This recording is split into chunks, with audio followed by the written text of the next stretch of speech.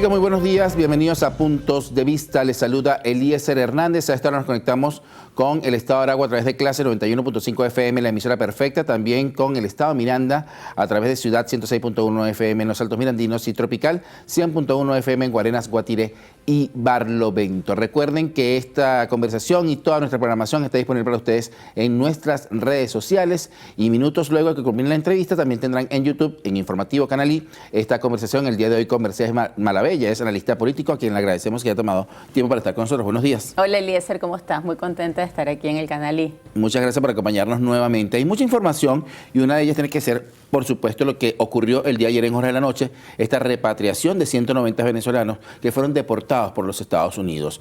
Parte de una agenda que en un momento conversó el presidente de la República con un enviado especial de los Estados Unidos y que ha comenzado entonces a dar frutos. Efectivamente, eso nos habla de unas negociaciones entre el gobierno de los Estados Unidos y el gobierno de Venezuela, en el que ambas partes están cumpliendo, yo diría que con prisa, con premura, con diligencia, lo acordado, ¿no? Eso es muy importante. Cuando se acuerda una cosa, pues cada una de las partes tiene que cumplir en el plazo previsto, porque así se va generando confianza. Yo creo que entre Estados Unidos y Venezuela va a haber una serie, en este momento, una serie de negociaciones que van a contribuir, entre otras cosas, a la reanudación de relaciones económicas entre ambos países, cosa que es importante porque Estados Unidos ha sido tradicionalmente el principal cliente de Venezuela en materia petrolera, el principal cliente también ahora en materia de inversión petrolera, y eso va a redundar en calidad de vida para los venezolanos, en empleo, en una serie de cosas súper necesarias para que Venezuela pueda ofrecer a los venezolanos el bienestar y la calidad de vida y así impedir que se sigan yendo del país, ¿no? Quizás eso es lo más tangible que hemos podido ver, esta entrega por parte del gobierno venezolano de estas personas y la recepción de los 190 venezolanos. Pero ¿qué más pudiera estar en esa agenda, usted que conoce el tema, que pudiera beneficiar a nuestro país? Mira, creo que la mayor parte de las negociaciones son económicas y tienen que ver con el petróleo. No solamente con la explotación petrolera en Venezuela, sino también con una serie de negocios que se derivan del petróleo, ¿no? Tanto en el tema de material, de maquinaria, como en el tema de disolventes, de productos, etcétera. Pues creo que todo eso se va a abrir ahora a la inversión estadounidense, con las garantías que otorga el Departamento de Estado. Esto es importante decirlo, Eliezer. Venezuela sigue fuertemente sancionada por los Estados Unidos.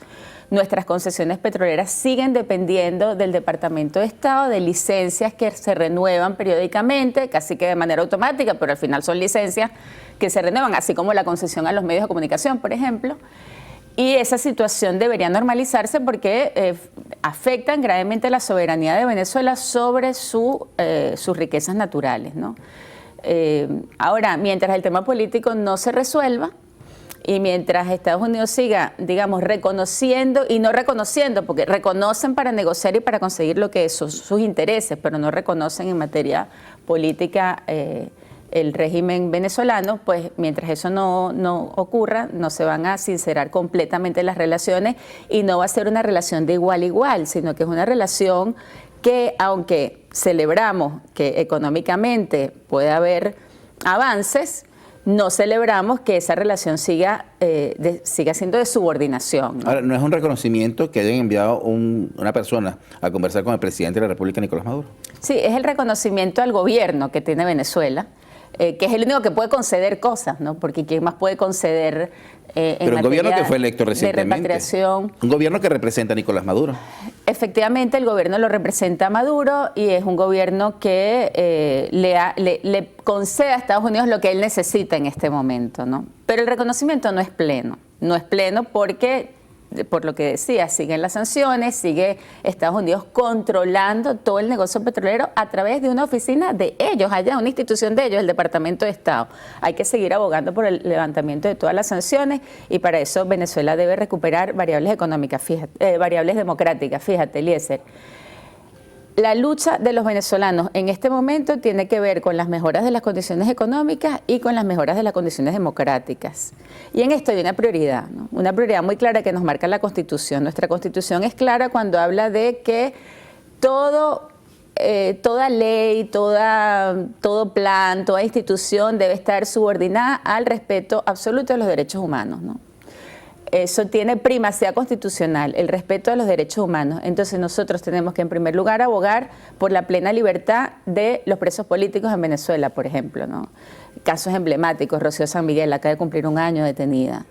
Enrique Márquez, detenido arbitrariamente cuando buscaba siempre ámbitos y causas constitucionales para resolver la crisis política. Eso es lo primero. Lo segundo, resolver el problema socioeconómico, porque ahí también están involucrados los derechos humanos de millones de venezolanos que necesitan calidad de vida, empleo, servicios públicos y condiciones de vida. ¿Y por qué están viendo vulnerados sus derechos económicos?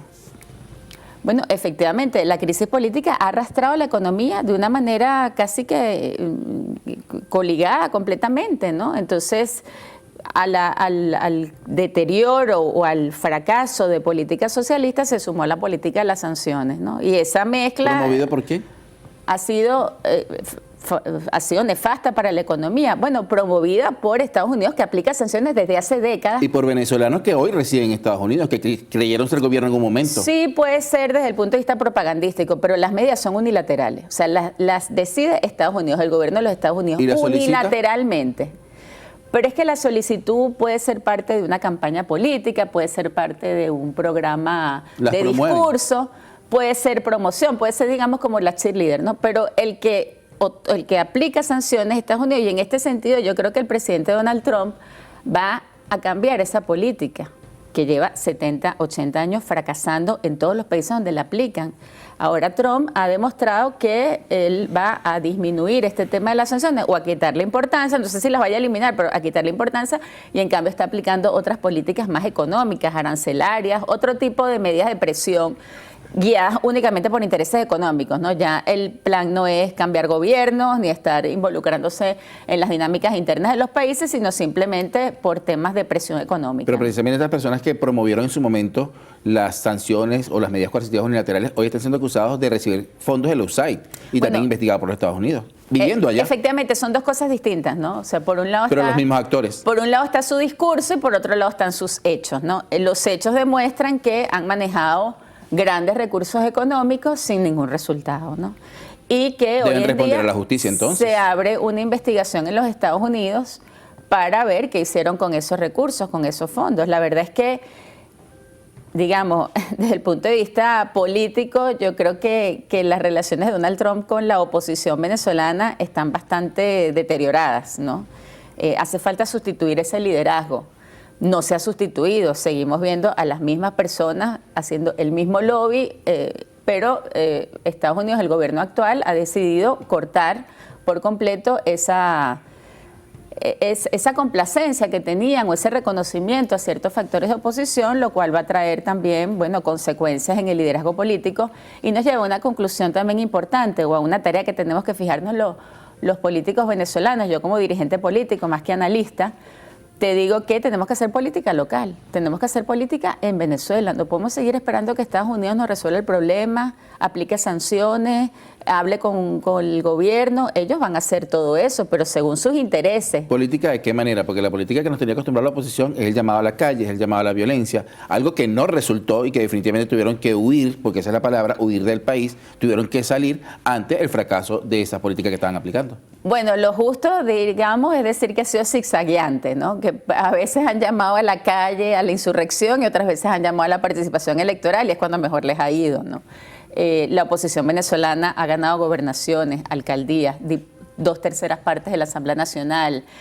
Una Asamblea Nacional del 2015 que no supo gobernar. Ha tenido, efectivamente, ha ocupado cargos políticos de poder, pero con esa misma determinación, otras veces han llamado a la abstención, al boicot electoral. No podemos volver a esa página de la abstención, creo que es nefasta, creo que es desmovilizadora, creo que no lleva a nada. Este año la Constitución prevé elecciones regionales y municipales.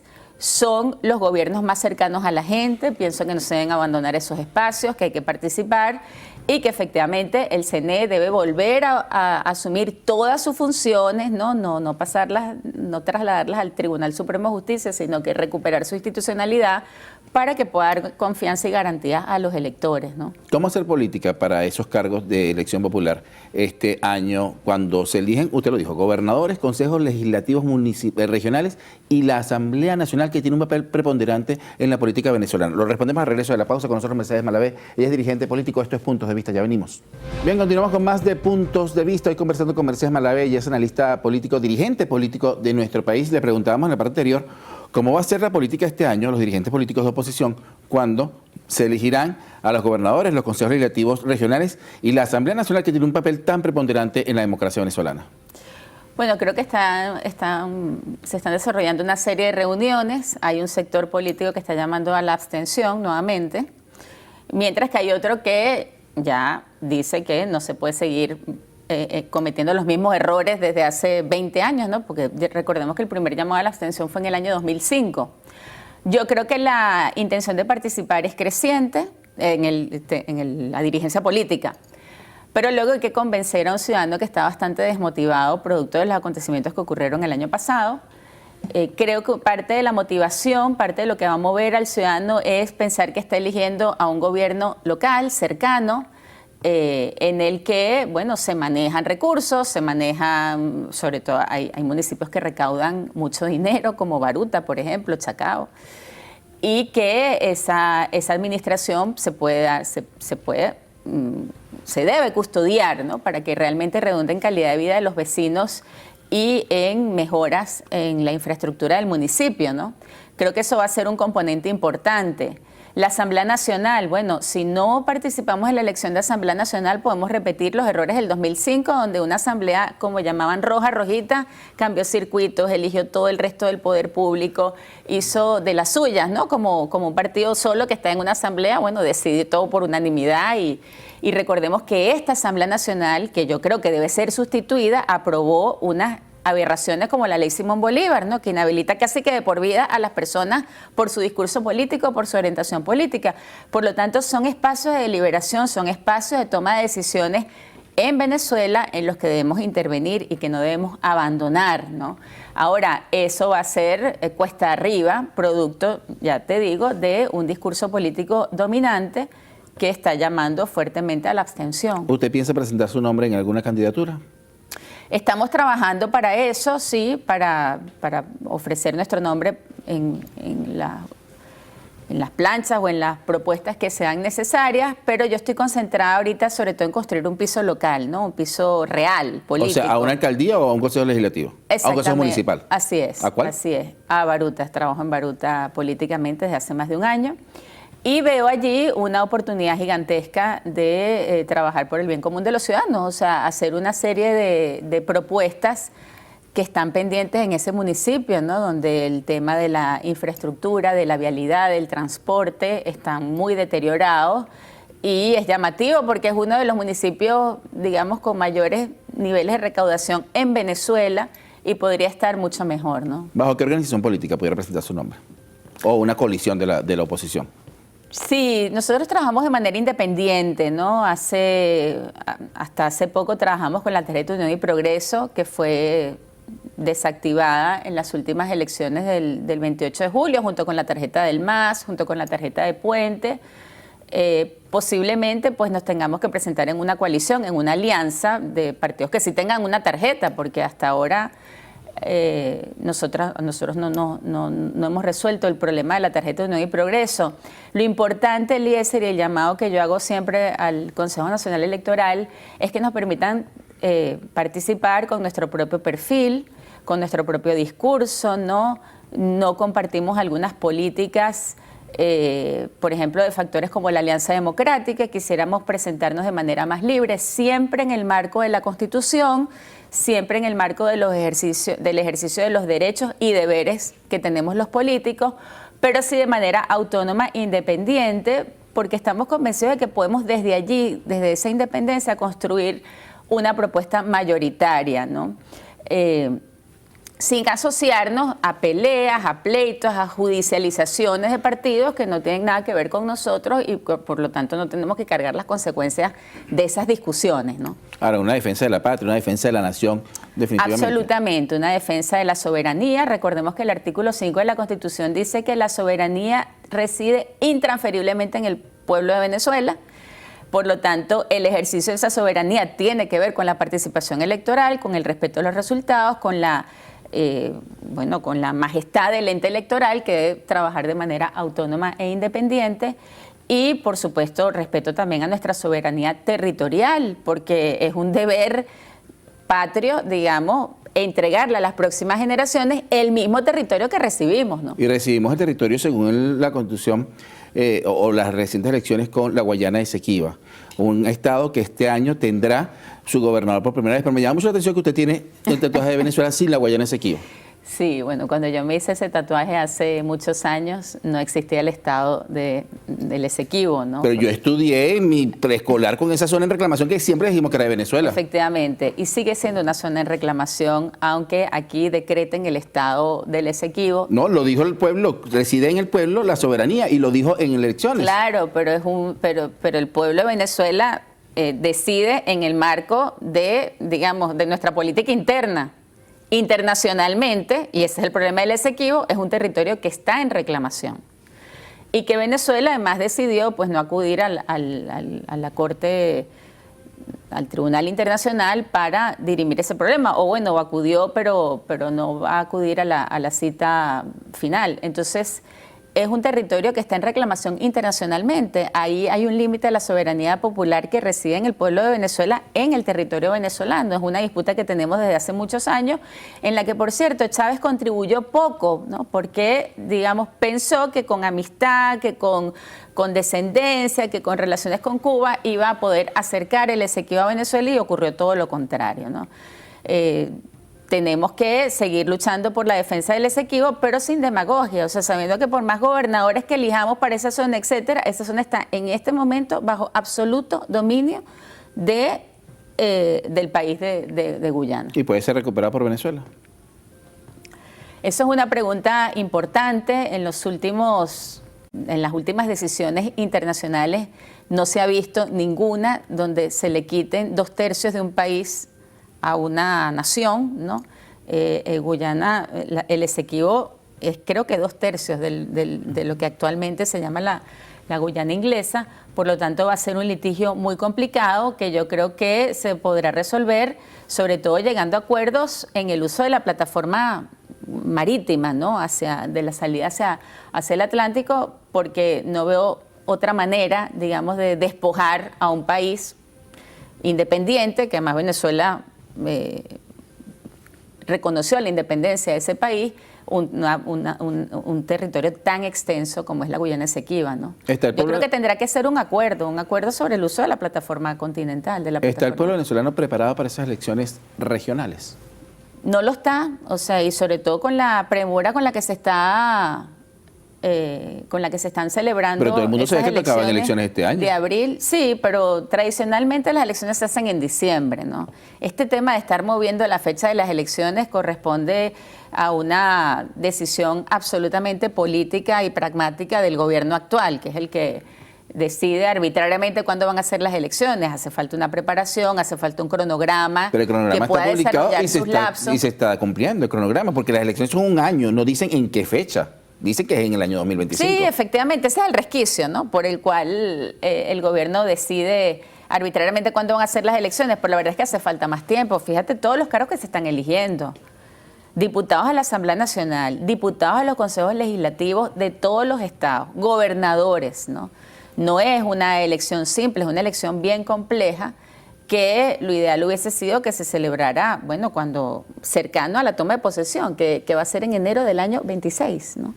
Y todavía nos faltan alcaldes y consejos municipales. Así Seguimos es. conversando con Mercedes Malavé, ella es dirigente político. Esto es Punto de Vista, ya venimos con más. Bien, regresamos a Puntos de Vista ya en la parte final de esta conversación con Mercedes Malavé, ella es dirigente político, y queríamos preguntarle sobre esta división de las elecciones, porque si bien todo es en el 2025, según la Constitución, hubo una propuesta de separar las elecciones y no se van a elegir el 27 de abril ni concejales ni alcaldes, que son el gobierno más cercano al pueblo. Esto, según su opinión, ¿a qué merece?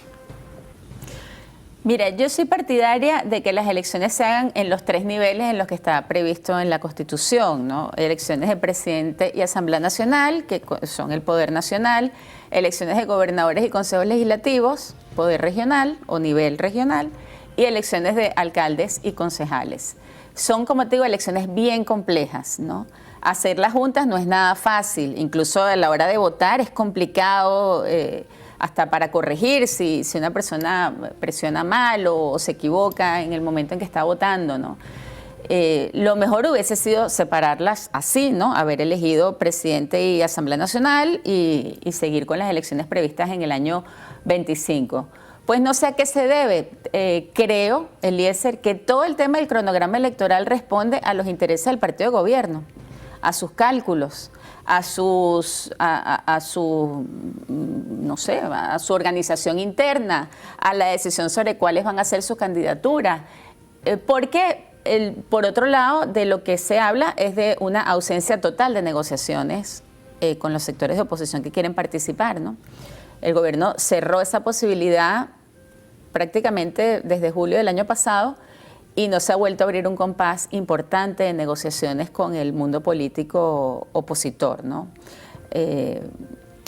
Digamos, más allá del sector que trabaja en la Asamblea Nacional, que están constantemente pues, en deliberaciones y conversaciones. Entonces creo que se debe a eso, a un tema de cálculo político del partido de gobierno, ¿no? Ahora, pero la oposición no estaba preparada para lo que contempla la Constitución, que es elecciones en el 2025, sabiendo que esto puede ocurrir en cualquier momento de este año. Sí, y de hecho están dispuestos a participar. Ahora, como te digo, hay una serie de temas pendientes, desactivación de tarjetas electorales. A estas alturas no se sabe si la tarjeta de la Mesa de la Unidad Democrática va a estar presente o no en el tarjetón. Hay una serie de deudas. Bueno, la misma publicación de los resultados electorales que aún hoy, estamos en febrero del año 25, aún no aparece actualizado en la página web del CNE. Eso es un dato importante para poder luego tomar decisiones sobre candidaturas. Hay una serie de temas pendientes que no solo tienen que ver con las negociaciones internas de la oposición, sino también con las garantías electorales en Venezuela, que en este momento están bastante mermadas, bastante limitadas. Vuelvo al caso de la eliminación de las tarjetas del MAS, Puente, Unión y Progreso, cuando habían cumplido absolutamente con todos los requisitos de ley, con todas. Si tuviéramos en este momento la tarjeta de Unión y Progreso, yo te hubiese dicho claramente si voy a ser candidata y dónde, etcétera, porque tengo el instrumento para participar. Eso aún no se tiene. Entonces, bueno, hay una serie de limitaciones para tomar la decisión segura y caminar sobre seguro en el tema de la participación electoral. Hay una organización política que dirige Calzadilla, que dijo que va a participar en las elecciones del 27 de abril y que apoyó a Edmundo González Urrutia en las elecciones pasadas. ¿Estas negociaciones, estos cambios políticos, a qué se deben? Yo creo que se debe a la presión de las bases, ¿no? Que están decididas a participar, a no dejar otra vez que el espacio político se inactive, se desmovilice por completo, ¿no?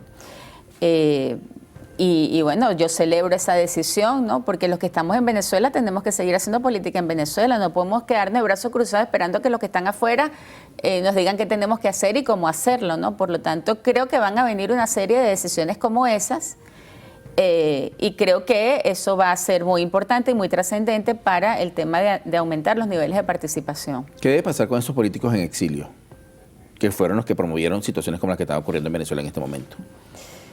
Lo mismo que debería pasar con los políticos que ocupan cargos importantes aquí en Venezuela, ¿no? Deberían rectificar. ¿En qué? Bueno, en convertirse en personas plenamente y coherentemente demócratas, ¿no? Un demócrata no puede estar pidiendo invasiones en el exterior a un país soberano. Un gobernante tiene que gobernar para todos y no solo para su sector político. No puede gobernar amenazando de cárcel, de represión y de persecución a la disidencia, ni de su propio partido, ni a la oposición que lo ha enfrentado durante los 25 años. Todos se deben regir bajo los principios, como dije, fundamentales de nuestra Constitución, que tiene que ver con el respeto a los derechos humanos, políticos, económicos de los venezolanos. todos deberíamos volver a la Constitución. Es verdad que la Constitución de Venezuela es exigente en cuanto a una serie de garantías que están previstas allí en ese texto y que cumplirlas a cabalidad, pues es exigente. Pero es lo que nos va a garantizar la paz social, el bienestar económico o el bienestar de la población, la prosperidad económica. Todos deberíamos volver a ese texto y volver a las exigencias que tiene nuestra Constitución. Y no hay una paz social en este momento y no hay una recuperación económica comparada a lo que vivimos en Pero ¿cómo vas a hablar tú, Eliezer, de paz social si tenemos esa cantidad de personas presas por motivos políticos, si tenemos a Rocío San Miguel con más de un año detenida, si tenemos denuncias de traslado de presos de un lugar a otro sin que sus familiares lo sepan? Son denuncias que leemos todos los días, así como leímos ayer el tema de las deportaciones, que también tiene bastante tela que cortar en cuanto a lo que eso supone para Venezuela. Tenemos también denuncias ayer mismo de traslado de presos políticos que están detenidos sin ningún juicio, sin pruebas, sin permiso. Pero tienen denuncias en su contra, porque por ejemplo a Rocío San Miguel se le acusa de estar implicada en intentos de golpe de Estado. Pero no puede haber denuncia y no puede haber pruebas si no hay defensa. Y si la defensa no la escoge la persona que está detenida, no puede ser una defensa pública impuesta, tiene que ser una defensa que goce de la plena confianza del detenido. No puede haber una recriminación o una pena sin un juicio. Entonces todas esas cosas nos hablan de una paz muy débil, de una paz que está fundada sobre la represión, sobre la arbitrariedad judicial.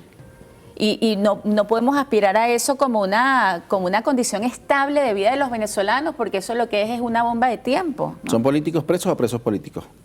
Son presos políticos. Eso fue una frase de Chávez. ¿Y cuál es la diferencia con los políticos presos?